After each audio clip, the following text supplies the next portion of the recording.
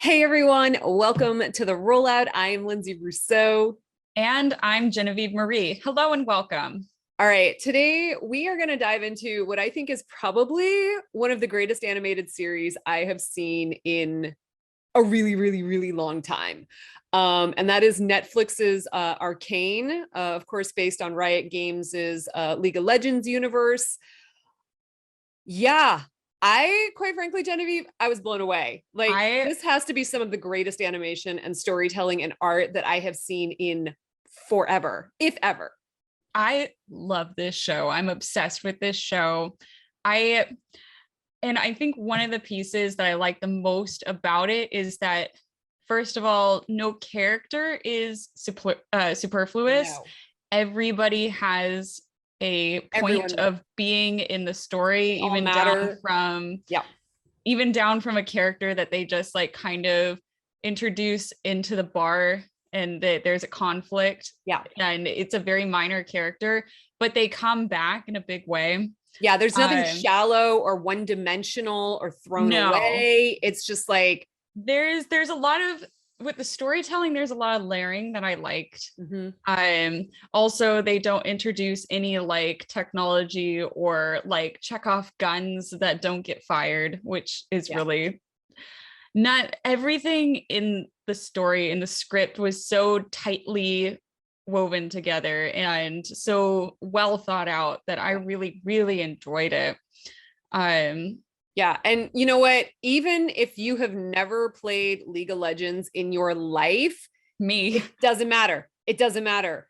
You can enjoy this for what it is. And the fact is, League of Legends, like there's not a lot of storytelling in that game to begin with. I mean, Riot has tried to do like some backstory stuff and some cinematic stuff and stuff, and it's never really fleshed out. So it's like you can come to this having never played the game a day in your life. And of course, if you have, you're being introduced into a world that you are loosely familiar with because again they're yeah, diving more into depth than you ever get in the game.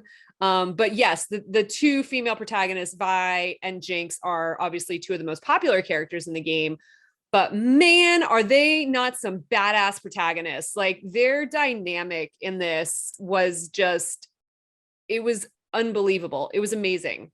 yeah, no, the level of storytelling is just on, it's just epic. It Yeah, really is. It's really great to see the like characters like this, especially female protagonists, yep, being able to have such an emotional weight with each other. You know, you have that, you know, the sister um like rivalry and the but it's so much more complicated than that. Like right. there's so much more complex, and you see their relationship is very closely mirrored with their fathers, their like surrogate The fathers father figures. relationships Yeah, together. um and to see how that like plays out with the whole history repeats itself sort of thing, sort of yeah, circular storytelling, yeah. which I thought was really impressive. And the music is Oh man. also, And you know, Riot has like music is a big part of their company. I mean, Riot set up their own music division, I don't know, 5, 10 years ago, Riot Games Music. And so music is a big part of what they do. I won't lie though, the one thing that did kind of jar me I know what you're gonna say. was Imagine Dragons. It was Imagine Imagine Dragons. Like I Dragon. loved all of Yeah. the music, but when like I heard the theme song and then saw their cameo, quote unquote, I was a little jarred because honestly, I don't feel like their music fit in this universe. And maybe that's just me, could be a personal thing.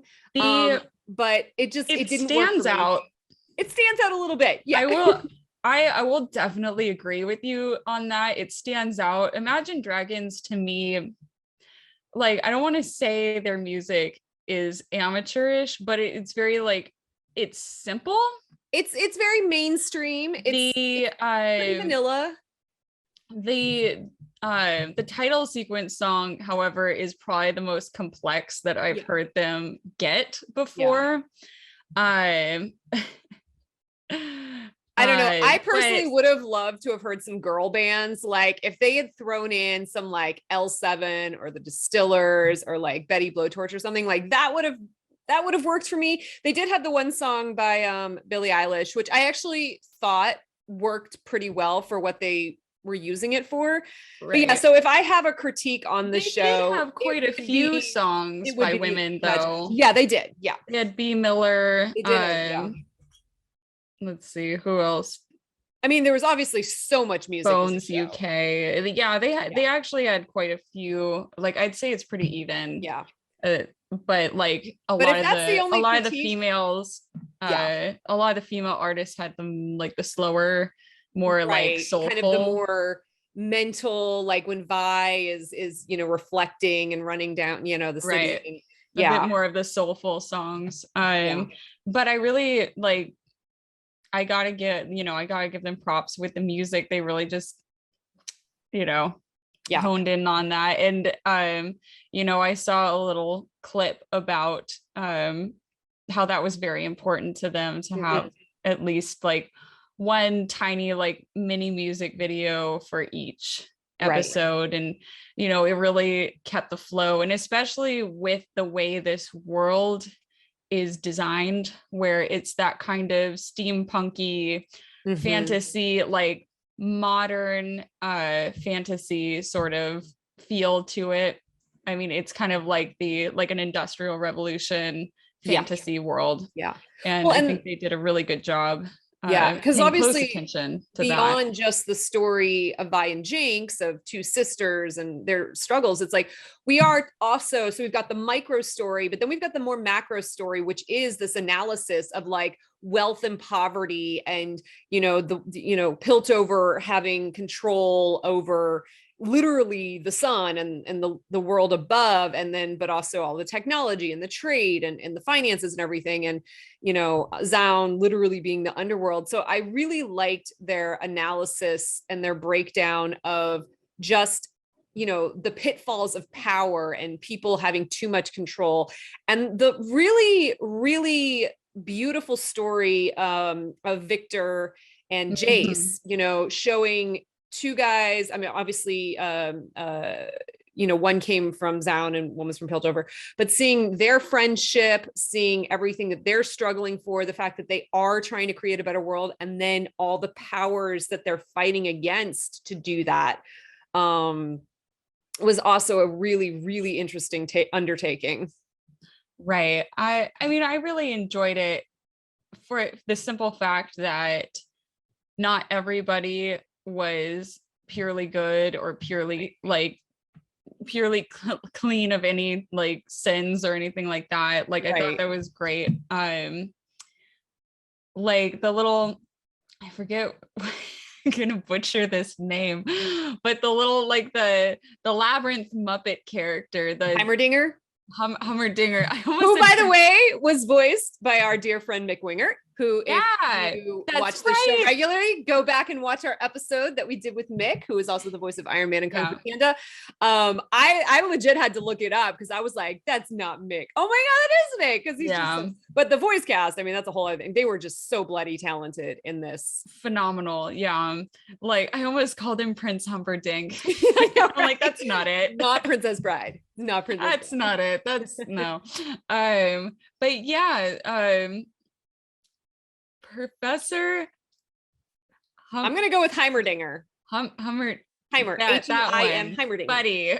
Yeah, the little guy. Buddy, the labyrinth character. Yeah. Like he was traditionally that character would be seen as like the voice of reason, and the foreshadowing and all of that, and usually characters like that, the mentor characters are die off or be killed off, and like in the very beginning. But there were some like points that he was making that like some of it is just like, no, like you can't just continue to halt progress for just the fact that you're afraid of what's new, and also the fact that he didn't really pay that much attention to what was happening in Zaun, and not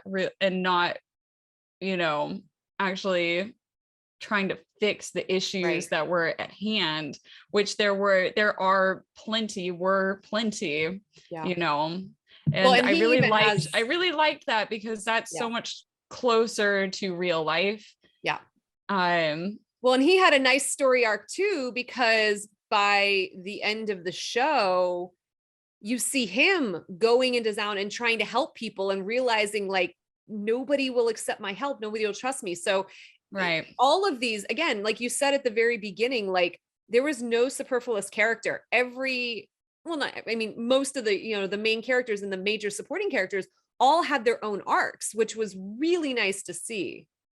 Yeah, I mean, everybody got everybody got the attention that they deserved. Yeah. And I thought that that was, like a lot of the times in service of the greater narrative, some characters just kind of fall to the wayside.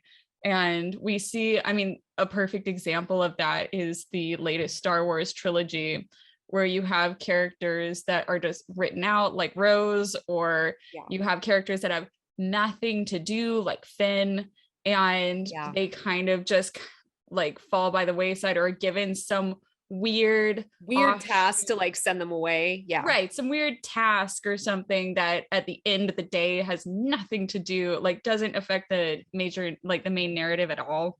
Yeah. And this wasn't the case. I'll go back to the guy with the glasses in the bar in the first episode, which he served it like his purpose in the first episode. He was doing a deal with two criminals, and he was getting paid for his work, but they only gave him like half the pay that they had agreed upon. And then Vander comes in and then argues for this guy, and that serves to introduce Vander to the audience and shows how much power he has and where his place is in this world. Right. But that same guy with the glasses turns up in the very like the underground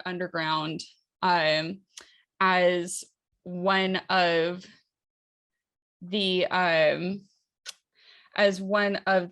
drug addicts that helps what's her name, the police officer. Oh yeah. Kierman. Caitlin Kierman, get the medicine for Vi. Yeah. But then he not only does that, but he also turns them in to Silco, which I thought that was interesting. That's like one tiny little character that if you weren't paying attention, you wouldn't even recognize who he really was. You know what I mean? Yeah. And they gave him so much to do, even though he is just this one character that you see for a very short time in the first episode. Right. And his only purpose in the first episode is to introduce you to one of the main characters. Yeah. So I thought that was really interesting, and that's great writing. Oh, it really is. And it's what made the world so rich and full, is you instantly connected to all these characters. And like you said, like if you see these characters coming back, you really feel like you're immersed in the world, as opposed to having a character and then forgetting about it and having more characters. And obviously the pitfall that could have happened with this is that League of Legends the game has so many bloody characters. If you had tried to throw more characters in, we would have lost you. We would have ended up with the Eternals in animated form, where we've got a bazillion characters and we don't know or care about any of them. I instantly cared about every single one of these characters. Like I was invested in all of their stories and in this world. So very, very spot on writing for this. Yeah, it's like, I mean, it would be so weird to just have this universe and then invite KDA into it randomly. And like, it just, I'm really glad that like, that didn't happen, where you've got this overload of character, where it turns into the Mandalorian and every character that ever existed in League of Legends gets a cameo. Yeah. You're like, no. I mean, we are getting a season 2, so presumably we're going to get more characters, but I think they really, and this was the thing, this is what so many of the reviews have been talking about, is that this kind of breaks the curse that you can't adapt a video game into other mediums. And it's like, they did it. They fucking nailed it. And, you know, maybe it's because it's animation, but I think it's because they didn't try to do too much, you know, which so often happens. I think that you hit on something there, that it is animation. Yeah. And instead of Cowboy Bebop, please go watch our last week's episode on Cowboy Bebop if you'd like to know our opinions on Cowboy Bebop. Doing a live action, like, it's a bit different when it's like, you know, Drake's Fortune or Tomb Raider or, you know, The Last of Us, because those are based on very real characters grounded in our world. Right. But like a lot of anime, and with League of Legends especially, it's not our world. It's a different world, and you've got like different races of creatures, and, you know, even though you have humanoid people, they are still very much larger than life. Yeah. And especially with the way they dress, and like and Vi's gloves and all the tech and stuff that is just like so big, and like the guns that are so big, and all of that, it just does not translate that well to live action. And you can do so much more, I feel, with creating your world, grounding your characters, because every character felt like they lived in this world. Whereas Cowboy Bebop, it just felt like the characters were running around on different sets. Yeah, exactly. And poorly designed sets. Yeah. That were either just painted that evening before the shoot, or they looked at it and they're like, we're just going to throw a porn sign in the background. And that way, you know, the neighborhood is seedy. Yeah. That does not happen in this, because of the fact that they can go through with animation and make everything look the way that it needs to. Well, and their mix of 2D and 3D art, I think, is what really helped with this. Because, you know, a lot of times the problem with just using 3D, you know, just using CGI, 3D CGI, is it can be really clean and crisp and detached. And, you know, it's got that sheen to it. Whereas this, they mixed it with the 2D for the landscapes and some of the background, which helped give it that gritty feel. Right. Then you had the elements for the facial expressions, which were just gorgeous. I mean, everything about this, from even just the background painted landscapes to like the frown sweat on their faces, was just right. I mean, and I'm going to mess up the name, but Fortiche, or the French animation studio, who has worked with Riot for many, many years. They took animation to another level with this. Yeah. And I mean, quite frankly, they blew Pixar out of the water. They blew Disney out of the water. Oh yeah, 100%. All yes. Yes. I would, to just kind of piggyback off of what you were saying about the mix of 3D and 2D animation, compare this to Clone Wars season 1. I know there is like a whole, I mean, there's a lot of years between the two, but it's a good point to make, that when you have something that is of this ilk and you're going into it, like, it is better to have that mix of 2D to 3D, like you had in Into the Spider-Verse, where you had a mix of that 2D, 3D, and like even going so far as to playing with the camera angles, playing with the, you know, comic booky feel of how things are. And that was another thing that I noticed in this show, is that with 3D animation, they could do a lot of interesting camera work. Yeah, right, because it's obviously a virtual cam that they're moving around on their computer. They can give you a ton of different cool, fun angles, especially when you see the characters doing parkour.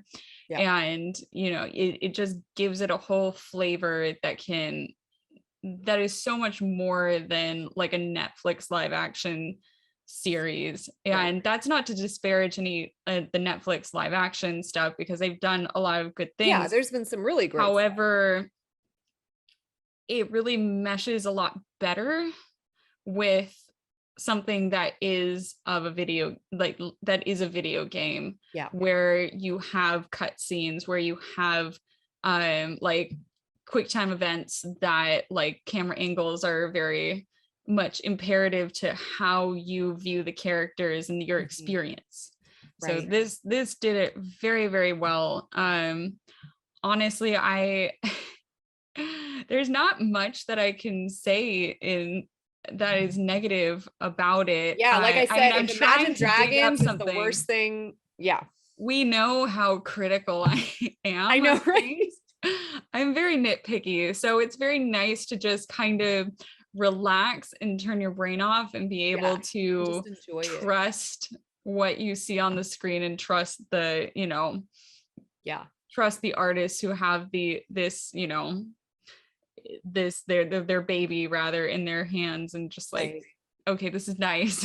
Yeah. I Well, and I think enjoy it's this. also a testament that this was coming from a video game studio. Yes. And also obviously an animation studio, but an animation studio that does cinematics for video games, because some of the most cutting edge animated visuals that we're getting are coming out of video games. Oh yeah. I mean, cinematics are bigger than blockbuster movie these days half the time, with the budgets and with everything they're doing. So I think it's a testament that these video game companies know what they're doing, and learning to obviously take that expansive storytelling and be able to make it into a concise, series, because you can't do too much, like we said. Like, you can't compete, and people wonder why video games are a multi-billion-dollar industry. I mean, this is a good example. And I will say it's a testament to them as well, because one of the things that we've talked about a lot on this show, and which we're going to talk about at LA Comic-Con for anyone who's coming to that, is that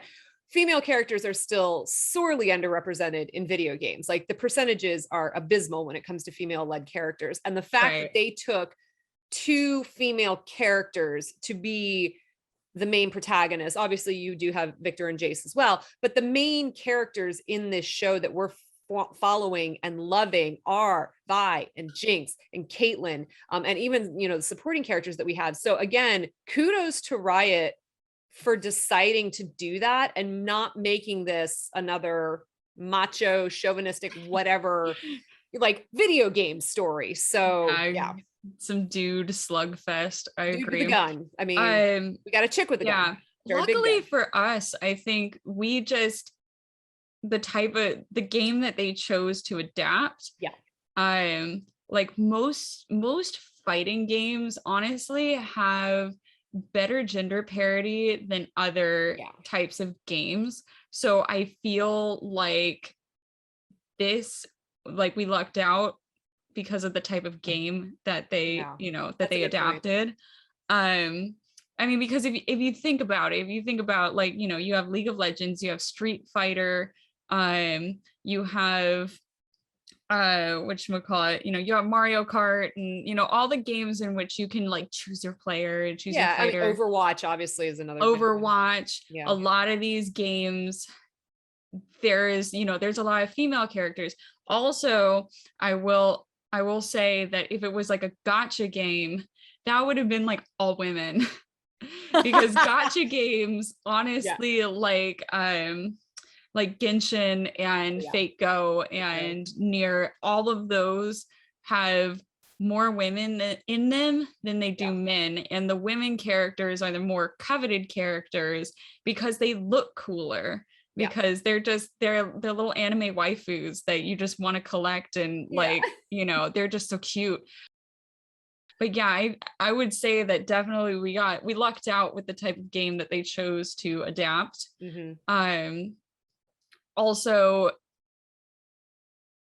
I think that we lucked out that they chose to put it in animation, and that they chose to adapt a game that is so very rich, but also where a lot of the backstory and a lot of the history and stuff, like, not much storytelling has been done. No, they had mostly free reign. Like, the names existed and the character art existed, and some of the background art existed, but they just, so you're going to have those people who are diehard League of Legends fans But I don't think, and we haven't so far seen the people who just nitpick to death because it wasn't a perfect adaptation, which obviously Right. They with didn't Cowboy diverge Bebop. from canon. Exactly. So here they didn't box themselves into a corner because they didn't have enough canon to upset people about if they didn't follow it.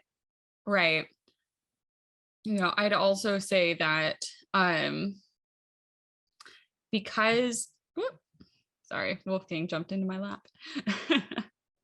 I would also say that because that this is a video game, hopefully we will see a little bit more respect for those who make and play video games in the entertainment industry, because I mean, this was a wonderful piece of artwork, and games themselves are beautiful pieces of work, beautiful pieces of artwork. And anybody that would argue that gaming and games are not art, it's just wrong.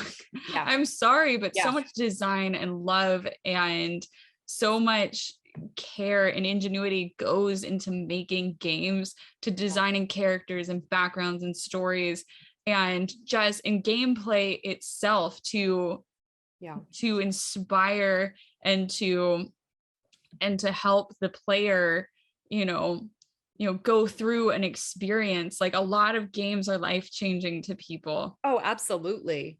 And to create that immersive world. Yeah, and Hollywood just doesn't see it. They don't see much value in games. They don't see value in the stories that games tell, which on the one hand, I'm kind of okay with. On the other, it is disrespectful. Right. And it's probably why they've so poorly adapted so many video games. Because the only movie that I can think of that they had adapted, and it's not to say that they adapted it well, but it was very popular for its time, would be Tomb Raider with Angelina Jolie. I enjoyed the Angelina Jolie Tomb Raiders, and even the rebooted Tomb Raider. Like, I did enjoy them. And obviously we'll see what they do with Uncharted. Now, I will say with Last of Us, their decision to make that a TV show rather than a movie, I think is going to help. Because again, the problem with games is you've got so much universe to tell and to do.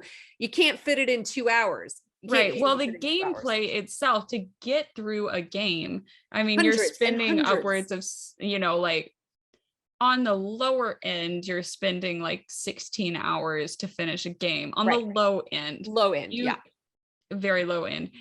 Other games like The Witcher, you could spend an entire year just playing through that game over and over and over again. And with all the DLCs that they have. Same with like your Elder Scrolls. I mean, you're with just all the side quests and everything. Like, if you just do the main quest, sure, you can probably speed through it. But if you try to do all the little quests as well, you'll and that's, and again, and that's what games want. They want replayability. They want you to keep playing. So that's why, they make DLCs. I would argue that you could get lost in Skyrim and have that become your second life, if not your main mode of existing. Because you're like, oh, now because you're on a path, and then it's like, oh, but I got to do this mission, and now I got to do this mission, and then, oh crap, what was the first mission out? And you have to go to the menu to be like shiny things. Exactly. You follow all the shiny things. It definitely is not like a linear narrative. No. You are just Studio Ghibli-ing your way through that game. Right. And if I don't keep looking at the map, I will legit get lost. Yeah. I'm really Riot Games has their own issues. Right. I mean, obviously they had they had their fair share of they've had their fair share walking out a couple years ago. There was a lawsuit against them, which if you go back and look at our Blizzard episode, we talk a little bit about the lawsuit against Riot Games that happened a couple years ago. Yeah. Riot Games has their issues. I don't think that there is a gaming studio out there today that doesn't. No. Not one that is a triple A not one that provides AAA games at the very least.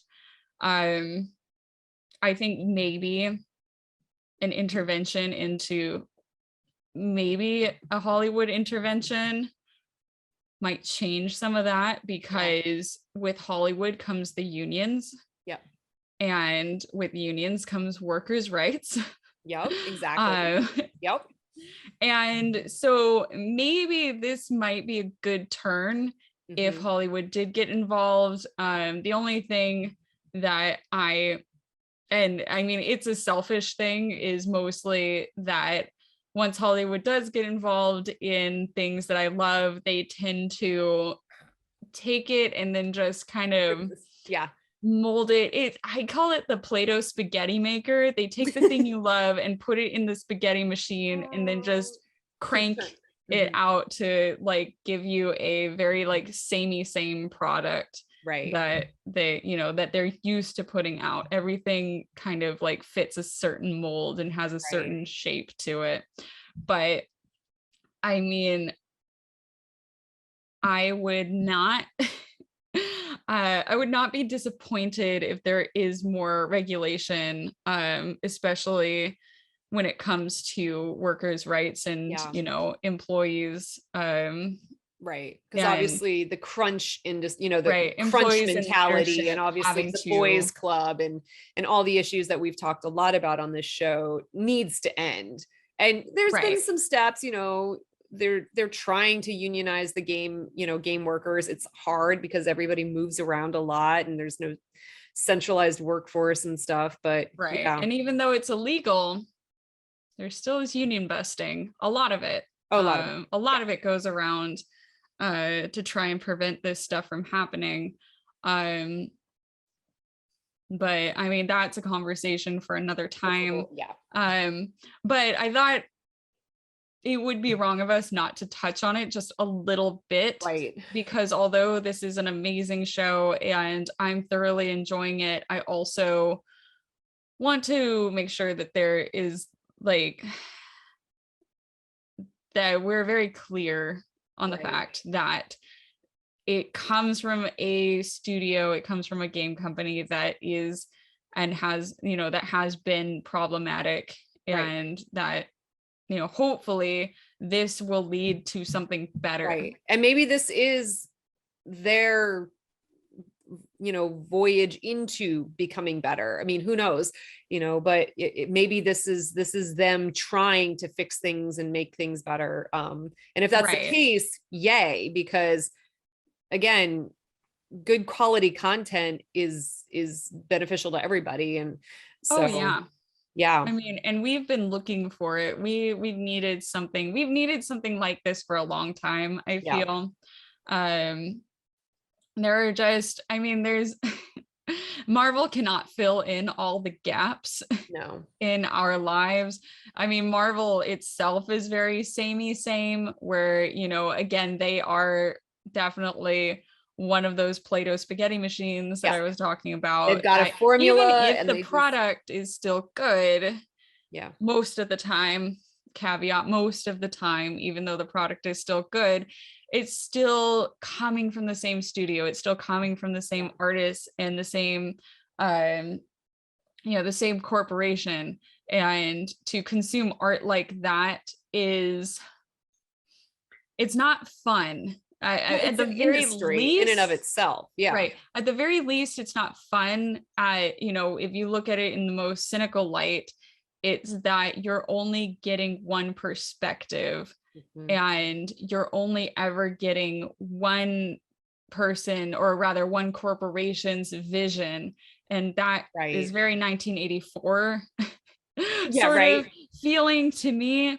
So it's really nice to see that, even though, you know, Riot Games is a, you know, they pump out AAA games and stuff like that, that at least you have somebody outside of Disney, outside of Universal, outside of, you know, the places where you get all of the, you know, superhero movies and stuff like that, is making content that matters. Exactly. and also continuing this trend of adult animation, which we've just seen explode with the streaming networks over the past couple years. And I honestly feel like some of the best animation coming out is in the adult sphere. I mean, Castlevania, and then, the Witcher animated series, which we talked about, and now we've got this. It's gritty, it's dark, it's not for your kids to watch. I mean, this is not rated R, but it is definitely a high PG-13. And I just feel like and again, and this, because they are coming from the video game world, it's like you can tell these adult stories in an animated form and people can connect just as well, if not better, than they could with a live action version. So Monkey Assassin. Yeah. Okay. We'll do that next. Yeah, Monkey Assassin just came out of left field for me, really. And if anyone has Hulu, stop thinking about it. Okay, that we'll have to put that on the list. That'll be on the list. Monkey Assassin coming soon, and that is from Marvel. But I have to agree with you, Lindsay. We are getting some amazing adult animation, and I feel like we can thank Gen X and early millennials for this, because these are the generations that started growing up with this material, starting with Animaniacs and and Masters of the Universe and Transformers and all of that. All of those cartoons that were made for kids, made mostly to sell toys, to be frank. We grew up, loving them and expecting that content, and really hearkening back to that as a touchstone of our childhoods. And so we are very much more open to accepting new, more adult works like that are in the vein of animation, but we can also really appreciate it because of how much we loved those shows as children. I really don't think you can have older generations appreciating, and really honestly, they don't understand it, my grandparents, my parents, they really just don't quite get the whole anime thing. They don't get they don't get the animation thing, like the Castlevania stuff. And my mom really loves F is for Family. And like there are certain things that really connect, like F is for Family and Bob's Burgers and stuff, but I feel like that's because of having the Simpsons and which has been on for and all of that, which I mean the Simpsons has been, I think the Simpsons and King of the Hill really were kind of the first shows for adult animation that were very, very popular. But I really do think that without our generations growing up with the cartoons that were meant to sell toys to us, we would not have such a love for animation that, adult animation, especially, that we do now. And I think that's beautiful because it really does, show an evolution of, where we have come from and what we perceive art to be. And, what mediums. And that this is not just a medium for kids. Also that. In fact, that this is a bona fide medium for adults, and it should not be shoehorned as just for kids, because just like with anime, like not everything has to be live action. And as we talked about with Cowboy Bebop, some things shouldn't be live action. Some things are better off in a non-live action format, but it doesn't have to just be for kids. And I think that's where the adult animation has really flourished. Because like when you think of cartoons and stuff, you kind of relegate it to lowbrow material, stuff that is just kind of throwaway, especially when especially when the market is for kids. But the things are so different now, and especially with new technologies coming in. I mean, we don't really have the single cell actual like drawn animation anymore, No. but what we're getting is something that's, you know, really exciting. So Yeah. Well, you know, I just want to see more of that. those are our thoughts. Of course, let us know your thoughts. Yeah. So I really can't find anything. Like I've been trying to like knock my brain around all day. I've been trying to think of something to say about this that is like critical or Like I said, Imagine whatever. Dragons And was all I had. It was I'm like, really all I had. just let me have a good time. But it's Yeah, kind I of guess nice the to finally Imagine have something Dragons that cameo was just a little on the nose, and that was it. Yeah, So exactly. if you like this episode, please give us a like, ring that bell, and subscribe so that you get notifications every time we do an update. We update every Friday at 12 p.m. 12 p.m. Yes, Pacific 12 p.m. Standard Pacific. Time. Yep. Losing my mind, Lindsay. It's It's been a okay. long day. Long day. 12 p.m. Pacific Standard Time. Please leave us a comment down below so that we can boost that algorithm. We'd also love to hear what you thought of Arcane, Arcane, and yeah. you know If you where loved it as you. much as we did. Oh my God, Like Wolf King. my loom cube just died. Oh, It's I was like, new. did your cat? So far, No, yeah. no, it's new. I was testing it out, so now we know Now kind we of know. Don't what the get battery the loom life is cube on that it. Genevieve has. All right, guys. Well, we're gonna fix that, and we'll see you next week. All right, have a good one, guys. Bye. Bye.